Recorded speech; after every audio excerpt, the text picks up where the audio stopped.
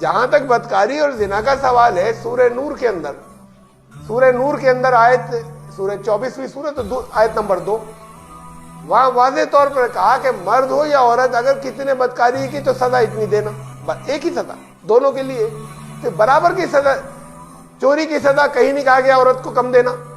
یا عورت کو زیادہ دے دینا۔ اعمال کے ساری چیزوں کے مقابلے کے حساب سے اور دنیا میں ان کی سزاؤں کے اعتبار سے عورت اور مرد برابر۔ اگر صلاحیت کم تھی تو عورت کی سزا آدھی رکھی گئی ہوتی، اگر ان کے اندر شر زیادہ تھا تو ان کی سزا دگنی رکھی گئی ہوتی۔ جب دونوں کی سزائیں برابر ہیں تو دونوں کا معاملہ ایک جیسا، یہ پورے قرآن کے اندر بات ہے، یہ چیزیں اس کے خلاف جا رہی ہیں۔ اس لیے بھی یہ حصہ جو ہے، یہ جہاں سے یہ چل پڑا کہ عورت کی عقل کم ہوتی ہے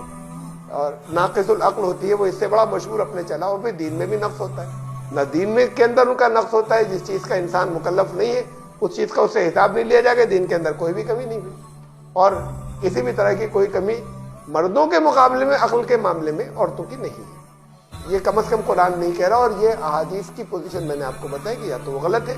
اور وہ صحیح ہے، تو پھر وہ راوی اس کے جو ہے وہاں اشکال ہو گیا کہ رسول اللہ صلی اللہ علیہ وسلم کی بات وہ نہیں ہے کہیں بھی، بلکہ جو راوی ہیں وہ ان کی کہی بات کو حضور صلی اللہ علیہ وسلم کی بات جو ہے وہ مان لیا گیا، درمیان میں آگے کا وہ ٹکڑا جو ہے وہ نبی اکرم صلی اللہ علیہ وسلم کا اپنا کہا ہوا تھا ہی نہیں، جو قرآن کے خلاف جا کے